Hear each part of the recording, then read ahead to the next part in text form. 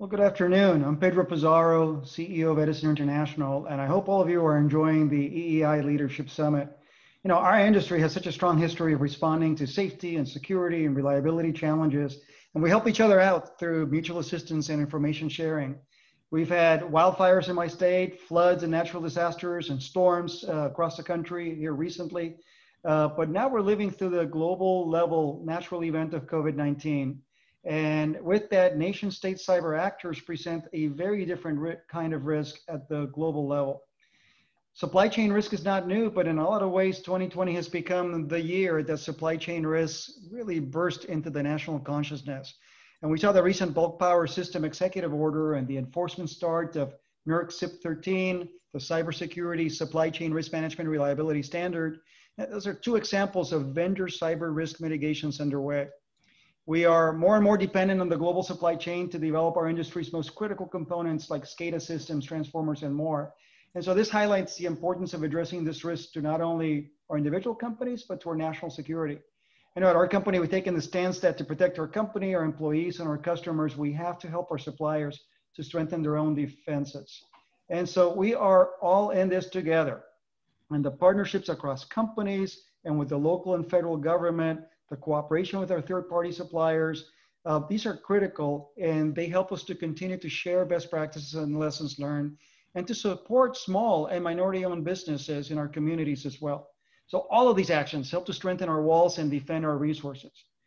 One really important partnership is represented with our guest today, and I'm so happy that Krebs is joining me. Chris serves as the first director of the Department of Homeland Security, Cybersecurity and Infrastructure Security Agency, or CISA. And as CISA's director, he oversees their efforts to defend the civilian networks, secure federal facilities, to manage systemic risk to national critical functions, and to work with stakeholders like us to raise the security baseline of the nation's cyber and physical infrastructure. You know, Chris has been a real champion in leveraging public-private partnerships to jointly tackle supply chain threats and all the other security threats that are facing critical infrastructure in the US today. So I'm really glad, Chris, to have you here today, and just great to have you on board and on the team.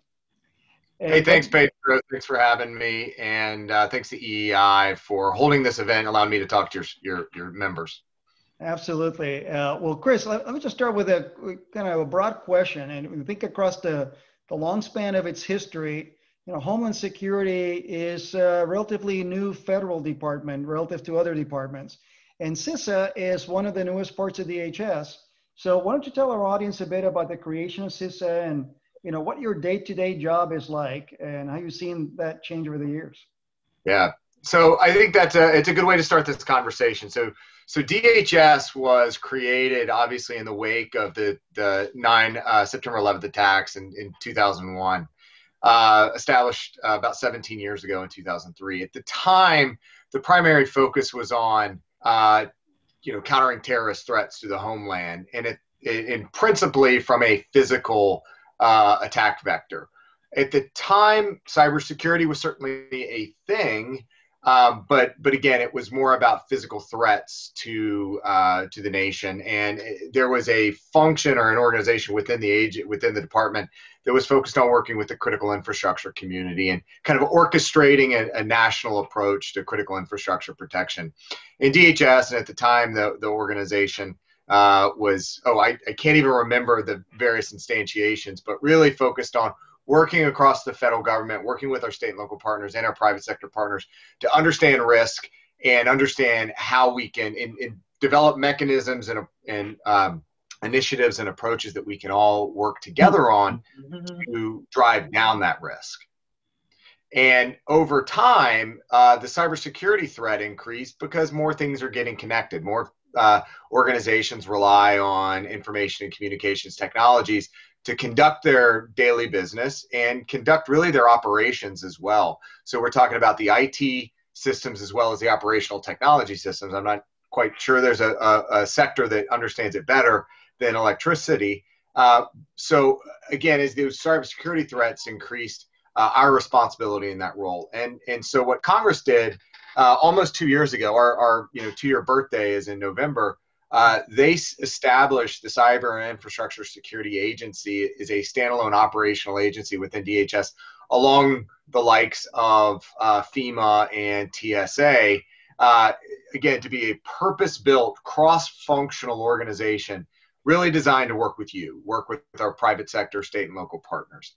And that's where we sit right now. We're unique, I think, in that we are honestly probably the closest thing to the private sector in the federal government. We don't have regulatory authorities on a broad scale. We don't have a lot of directive authorities. What we do is work through public-private partnerships with our industry partners. And so my approach with those authorities is we have to think in an entrepreneurial spirit. We have to think about what our customers, you, need from us. And so we have to listen, we have to learn what your unique, market demands are almost. And then we craft our solutions to suit that need. Again, very, very much customer-centric, customer-driven, purpose-built in terms of addressing the risks, the concerns that you have out there in industry. Well, Chris, I got to tell you, you and your team have been just great partners in that. And I know that you laid out some operational priorities for CISA last year. So maybe this takes us down to the next layer of the onion. But I know two of them that I thought might be worth dwelling on here were reducing the risk of Chinese supply chain compromises, whether that's through 5G or other means, and then also reducing the risk to industrial control systems. So maybe share a bit about why those two were on your list and what the U.S. government has been doing. Yeah, so I think when you step back again, you think about CISA, who we are. While the first word in our name is cybersecurity, we also have that infrastructure security piece. And so when I think about our 5 key disciplines that we lead here, it's information technology security, operational technology security, supply chain security, insider threat, and physical security. So you build all that up together, and really what you have more than anything is a risk officer type role that the agency fulfills. And so we do style ourselves as the nation's risk advisor. Again, working with you to understand what your concerns are, and specifically on both the ICS as well as supply chain. Those two issues have really come to the forefront over the last couple of years. I think on the supply chain front, principally because of just the increasing awareness of how adversaries have compromised supply chains historically to gain their objectives. So you think about the NotPetya attack, the cybersecurity attack from 2 years ago. That was a compromise of a trusted upload process for a software in Ukraine. And so that's just one type of supply chain like attack. And then when you fold in where the majority of our both IT products and some of our hardware comes from, it does come from China. And there are a series of different considerations and concerns that we have worked through, not just with China, but also with Russia and a few other countries that would prefer to export their style of digital authoritarianism on a global scale. I think a great example of something that we did 3 years ago now, September of 2017, was issue a binding operational directive to remove Kaspersky Labs antivirus products from the U.S. federal networks. And our analysis was not that, Russia bad. It was, there is a product here that a Russian company is selling into the U.S. government that has really root level access to systems. And based on the way an antivirus product works is it takes what it finds and sends it back to Moscow for big data analytics. The problem here is that the legal structures, which is kind of the second prong of our analysis, the first is the technical of the product, the second is the legal analysis of from whence it came, the country that has authority here. There are a series of laws in Russia that compel access of anyone that holds data and moves data around. The law enforcement and intelligence services have to have access to that data. So, you connect those two dots of a product that has root level access, sends data back to effectively the FSB. We've got a problem here. And then you just add the third level of the analysis that looks at you've got a relationship between the company and the government. So we take that analysis, the technical piece, the legal piece, and the relationship piece. And we can use that as a framework for evaluating almost any product, any organization, any company. And we've applied that in a, that thinking at least in a number of different applications, including with products that come from China. And so as we think about some of the things that the administration's been doing in terms of improving supply chain security, whether it's in the electricity sector with the bulk power EO, with broader information and communications technology with the executive order of last May, we have a basis in a defensible mechanism by which we can evaluate the products that we're using here. Control systems, same sort of thing.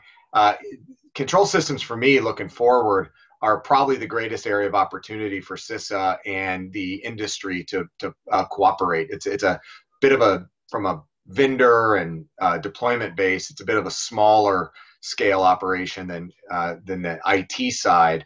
But that just means that means the scoping of the issue and the partners and who has to play ball can all come together and work on these issues, and not just figure out how to secure today's systems and defend today's deployments, but figure out how the next generation of technology and infrastructure that's getting deployed is secure by design and secure by deployment. Chris, you're bringing up the Kaspersky example. I want to chase that from a little different angle. It's a really helpful one.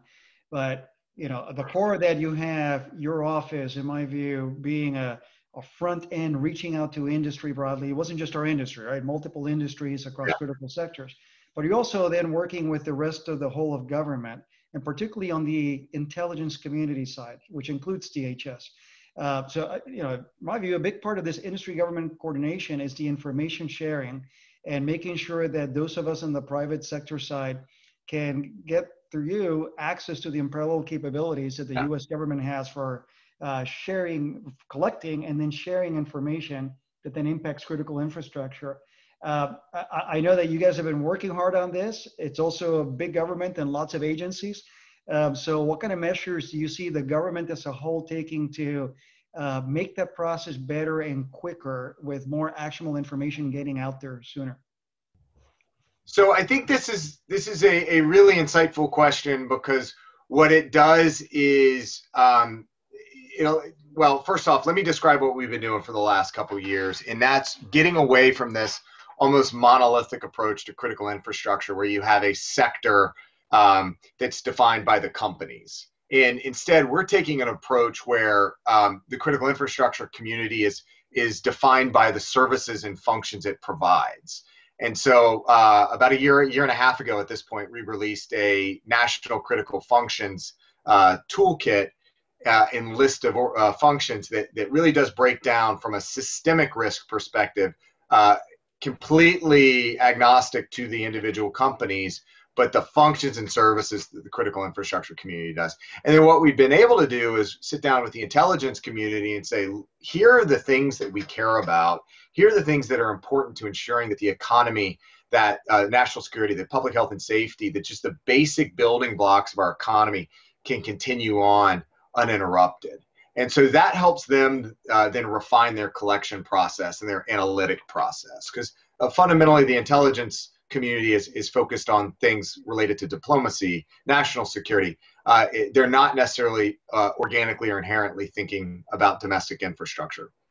So we play that educational piece, and we work with the individual sectors and bring them in and really distill down, again, those functions, what they mean, the key players, the key technologies, and again, to help the intelligence community. So that's more at the strategic information sharing perspective. Then you think about on the other end, the tactical information sharing activities, and that's working with organizations throughout a number of sectors to identify threats, identify vulnerabilities as early as possible, and then ship that understanding around as quickly as possible. So seeing one threat in one spot, moving the understanding somewhere else, and so we can harden that system or harden that organization. A great example of how this process works was about 2 years ago when we got some early indications that the Russian intelligence service was targeting the energy sector. And what we wanted to understand is how it was happening. And to do that, we had to actually sit back and look not just at the energy sector, but look at other sectors that have connections to the energy sector, the construction industry, the services industry, that you might provide access into your systems just as a matter of daily business. And in doing so, we were able to map a pattern of attack that moved from sector or function to function to function, and then ultimately landing in the energy sector, with, a very purposeful campaign. And the unique thing there was that CISA, in our role as this cross-functional, cross-sector, purpose-built civilian cybersecurity agency, had the relationships, had the understanding, had the engagement across those various sectors, and could build this whole picture of a campaign attack, a campaign up. So the energy sector, looking at it in and of themselves, wouldn't have been able to identify the full campaign. Again, that's where we come in and have that cross-sector visibility approach. And then I think moving forward, what's going to be the most important thing is understanding that to the extent that we can move away from an expectation of real-time threat indicators flying across the network to protect systems, and more about banding together in really drilling down on where we think the risk lies within our various systems, and hardening those systems against adversarial attacks, so that we don't have to rely again on this one indicator that's going to protect you. It's the bigger risk issues, it's the bigger resilience measures that we can improve. Yeah, Chris, thanks. That's really helpful. And one of the things you mentioned there is your work, across sectors. It brings together that intelligence and view. That also gives you a perspective on what each of the sectors is doing and what's going well in some, and maybe where there's some opportunities for improvement. With a lot of the attention focused on our sector's security posture against supply chain threats, what are you seeing in terms of the practices that electric companies are deploying on this, that the government encourages? Are there particular pieces of work that you think are the kind of thing we need to keep on going?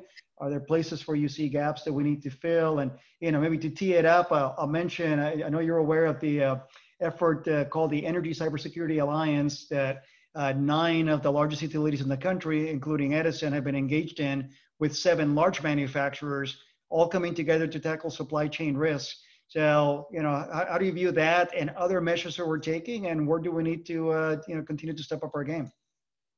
Yeah, so I mean, I gotta start from a position of giving you, Pedro, giving your peers and the various utilities and IOUs across the country, as well as the munis and co-ops, a lot of credit at the senior leadership level of truly engaging. I really can't think of a sector where we get this kind of CEO level engagement participation. And I'm not just talking about in conferences like this. I mean, we think about what we've been going through with Hurricane Laura, and we have the Electricity Subsector Coordinating Council daily calls led by your friend Tom Fanning. It's really remarkable that you get, time is money, right? And you get this kind of CEO participation on operational activities. Again, I can't tell you that if there's another sector that engages at that level, and that's a true credit and testament to your risk management, how you've prioritized risk management. And those are the sorts of things that we look for. We look for awareness across the leadership cadre, and it's important because leadership awareness leads to investment, and investment leads to capacity and capability development. And that's the only way that you're going to be a more secure, a more resilient organization. I think the area or the opportunities we have in front of us are more on, again, going back to that information sharing conversation that we had, but information sharing on the level of your experiences. Again, not the tactical piece on a day-to-day basis, but best practices sharing. Really, the way I look at it is there's no question, again, on that investment side, that there are organizations that I call the haves. And then there's some other organizations that are the have-nots. How do we facilitate that knowledge transfer from the haves to the have-nots? Because ultimately, we're all in this together. And no organization, no sector is going to be able to stand on your own against a dedicated adversary of a nation-state capability. So we've all got to work together. We've got to help out our peers. We've got to help out some of the lesser resourced organizations. So that sort of experience, if you've had a kind of an interesting experience with a piece of hardware, we need to be able to share that information. And to the extent that we can really engage our friends in the general counsel's office and the outside counsel's office, I think they're a critical partner of this community security concept and this umbrella approach to collective defense. If we can work through some of the legal issues, and I know you're a big champion of some of the liability protection considerations moving through various legislation on the Hill, if we can work through those issues successfully, we're going to be better off. I appreciate that, Chris. And yeah, you're right. There are technical issues here and there are also legal issues here. I want to pull the string further on both of those. Let me start with the technical part, because particularly in your point about how we can then get knowledge that get shared more broadly. One area that we've been working on with a number of other larger utilities has been this idea of conducting security testing of critical components and systems before they go into the grid. And I know that you've been a really good thought partner on that, but talk a bit about what CISA might be able to do here, and could there be an approach to develop something like the Good Housekeeping Seal of Approval for critical infrastructure equipment? Yeah, I love this idea because it brings a degree of transparency to otherwise completely mysterious products that you have to have a PhD in some very technical field to really understand it. So the extent we can break things down, not just in hard infrastructure, critical infrastructure, but also consumer IoT. There are a number of bills floating around. California is starting an approach. The Brits have done it. I just think we've got to put more information into the hands of the deciders, the consumers, and the users of these products, so that they can make more informed decisions. And I think that's really the only way one of the only ways rather, that we're going to meaningfully change the economic model. Because right now, particularly in the more consumer-based space, the priority is get to market first. You can worry about the security later. We've seen that across the board, and again, we've got to change the economic model that's pushing that approach. And when you think about more broadly about critical infrastructure and the grid in particular, but also broader IT and communications technology, this administration, I think, has done a pretty good job of looking again at that systemic risk element. You look at the supply chain executive order, the ICT supply chain executive order of last year. You look at the bulk power EO of this summer. It's really about isolating the risky bits where the greatest consequences can manifest, and where the greatest opportunity for exploitation is. And again, focusing our efforts there in a lightest weight possible approach, but doing it in partnership with industry. And so I think, again, we've got a couple ways we do that. One is through the National Critical Functions work, through the ICT supply chain. We provided the risk management analysis, the risk assessment analysis. But we also have some hands-on keyboard type approaches where, working with the Department of Energy out at Idaho National Labs, we can conduct open-ended vulnerability testing on control systems equipment. And we've done that, and we've done that in partnership with industry and the vendors. And that's going to be, for us, I think, a real big area for growth and opportunity going forward. I agree, and it has been an outstanding partnership. Let me pull now on the legal side of the string here, and using the same example, the work with Idaho National Lab, programs like Citrix, been terrific. But we're seeing that the harder issues have been the legal ones rather than the technical ones. And so the classic example is that utilities may be supplying equipment for these tests, but they may be prohibited by their contracts with vendors from sharing the grid equipment that's in our systems currently. We can't share it with the government labs to be reverse engineered for vulnerabilities per the contract. And so I know that this year's National Defense Authorization Act is attempting to address that issue. Do you think there's more there that we can do, or that CISA can be doing to help, stimulate and promote that type of sharing? So one of the things that I really emphasize in the early days, so I've been in this job now for 3.5 years, but one of the things I really wanted to push early on was that our audience here at CISA and the risk management community in the federal government is not necessarily our primary audience, that is not necessarily exclusively the risk managers and organizations. It's not the CISOs or the chief security officers. We have to broaden our approach. We have to engage the CEOs like you, the boards of directors, the general counsels, so that they understand ultimately what's at stake here and how our adversaries are thinking about our homeland issues, and how that our, the homeland is no longer a refuge, to put it in kind of the DoD terms. So to the extent that we can, again, broaden our audience, broaden our engagement, and bring everybody into these risk management conversations, and then that flows, it doesn't happen overnight, but that then flows into the contract negotiations, right, in the legal arrangements that we have when we purchase, when we strike these deals. And it's not just in the hardware and the equipment, it's also services. I assume every single one of you that's watching has some sort of managed service provider, that whether they're providing you human capital support, payroll support, you could probably take a look at those contracts, and they might not give you the visibility or the almost audit rights that you would prefer if you really needed to go back and kind of check the tape and make sure that there wasn't any sort of nefarious activity being exploited by those trusted relationships. So again, those things, understanding again that this doesn't happen overnight, but we really do serve in this. This is what we mean by being the nation's risk advisor. Right. We're helping educate, we're helping build awareness of the threats, and ultimately you out in industry are going to be the ones that make the decisions to change the behaviors and get that improved risk management posture. So whatever I can do to help you get there, that's where we're focused right now.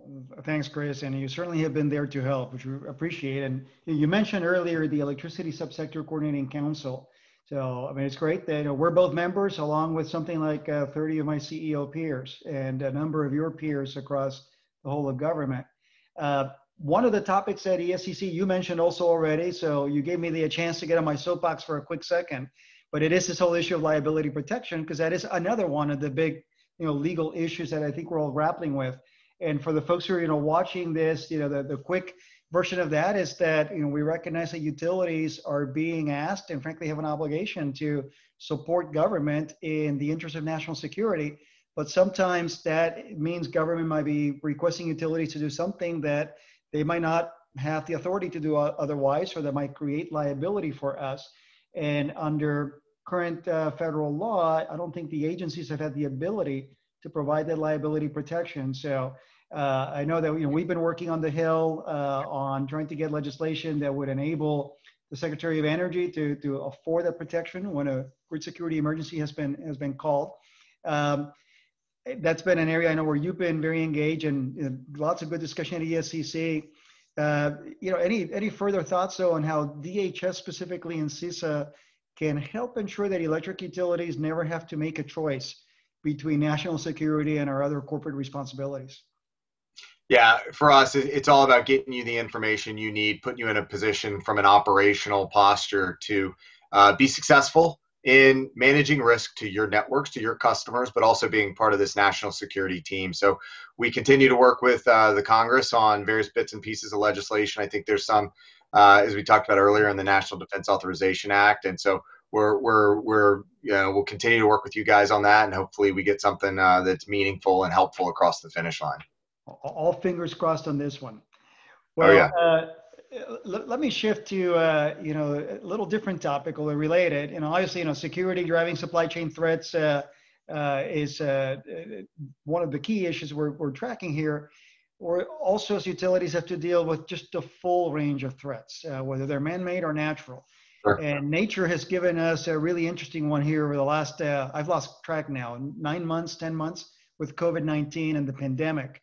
It's changed the world, and you and I are now sitting in the same room. We're talking by video, right? I know that the private and the public sectors have been working together really well on a variety of response activities, but maybe share a bit more about what you are seeing in terms of the whole of government's response to the pandemic, Chris. Yeah. So one of my, I don't know if I'd call it my fondest memories, but certainly a memory that's going to stick with me for quite a while was that last day of almost, it was like the real world, the normal pre-COVID world. It was March 13th. We were at the Mandarin Oriental in Washington, D.C. for the EEI board meeting, and I provided some opening remarks. And I remember at one point, I think it was you and maybe Lynn Good and Tom Fanning came up, and it was like that moment of like, do we shake hands? Like, what do we do now? And like, I think really, that was one of those key moments for me. It's like, the world's never going to be the same. Like, we're not going to be comfortable shaking hands again for a really long time. And okay, Chris, I remember your quote was, maybe we'll finally get rid of the handshake. I'm not carrying a sword. I don't need to prove that with a handshake. So, right. but it really, that was the weekend that everything changed. That was the weekend that everything shut down across the country. That next week was, I think, where the strength of this partnership of industry and government working together over the last decade plus of sharing the information about what's critical, what's truly critical, where the essential functions across the country, that allowed us to very quickly pull together our essential critical infrastructure workers list. We got version 1 out mid-February, and we just 2 weeks ago released version 4. But it really was about what are the bits and pieces of the national economy in the critical workers that support them, including line workers, control room workers. How do we get them in a position where the state executives that are making these decisions, we can educate them on, again, those critical functions and those critical workers so they can be provided the opportunity to move about in a safe way that they need to. And ultimately what happened through version 3.1 of the Essential Critical Infrastructure Workers List was that of the 42 states that issued some kind of stay-at-home order, 35 of them used our list. Mm-hmm. And to me, that shows that the partnership can work quickly and at scale. And we did it. I'm telling you, we pulled that list together in 36 hours. And it was, I talked to one governor of a New England state, and he said that was about the best darn thing that he'd seen out of the USG by that point. And I don't take that as a slight to anyone else. I take that as when we all work together, and we did circulate that list through Department of Energy for your equities. When we all work together, we can do things that are meaningful and impactful. And so we're going to continue providing that sort of insight as we go through the COVID experience. And that can include providing some sort of prioritization rationale and underpinnings for instance, distribution of a vaccine. There are many more critical decisions left in front of us in this event, and I'm hoping we're not in this posture 9 to 12 months from now. But we've got to be thinking really in a focused way on how we both protect those vulnerable amongst us, but also ensure that those essential critical folks out there can do the things they need to do to ensure that our industry, that our economy keeps clicking. And Chris, I can't thank you enough for that list. And I do think that it's showed the work we've all done together through the EFCC over the last several years and the strength of the partnership. But I sit on our governor's task force for recovery, and California, as you know, was the first state to have stay-at-home orders. And your list was pivotal and critical to keeping our workers doing the job they needed to do. Well, we're down to the last minute or two here. So I'm going to ask you for, your final thoughts on what's ahead. And maybe you draw from the lessons that you picked up in the Cyberstorm 2020 exercise, or maybe some of the other things you're working on, but give us something to think about for the future. Yeah, so it all does go back to this COVID experience. As well as the way the world is shifting. More and more people are working from home or are connecting in remotely, and it's probably going to be, we're probably going to look like this for at least a little while longer. And so we need to be thinking through how that changes our risk management posture now that devices are outside the perimeter, the traditional perimeter. And so we're really focusing, setting up a resource hub to educate on the digital transformation and telework. So check us out at CISA.gov for more information on that front. The last thing that I think I'd like to part with and challenge you, Pedro, is we're right in the middle of the run up to election season, right? November 3rd is the big day, but early voting starts before that. Because of the COVID pandemic, we've seen absenteeism across poll workers. We've seen a loss of traditional election facilities like schools and fire departments and government buildings. And we're also going to see longer lines probably and a longer count time for the results. So on the first matter, anything that you and industry can do to help support poll workers, whether it's giving your employees paid time off to go volunteer, I really would encourage you to be part of this supporting democracy effort. If you can work with your state executives and your county executives and help them work to identify large facilities like basketball arenas that you can have socially distanced voting, we're going to need those too. But last thing, we really need to reinforce that patience is a virtue. And in these times and in COVID, we might not know the results of the 2020 election on November 3rd. And in any way, it was never an official result on November 3rd or on election day. It takes time to certify the vote. So you as a voter, as the American public, let's take some patience. Let's give our election officials the support they need. They are professionals. They are natural risk managers. They're getting the count right. That's what they're going to be focused on in the days after November 3rd. So let's make sure we're supporting them. But remember, be a prepared voter, participate as a voter, but also be a patient voter. Well, Chris, thanks for that. I appreciate the challenge. And absolutely, we are, as you know, our industry is so intertwined with our communities that we look for every place we can help. I know our company has been very engaged with our Secretary of State in California to support efforts on the census. And I'm sure we will look for ways to meet your challenge. Well, Chris, I just can't thank you enough, not only for joining us today, but for everything you and your fantastic team do and keep on doing. So please stay healthy and be well. And I look forward to the continued partnership. Thanks, Pedro.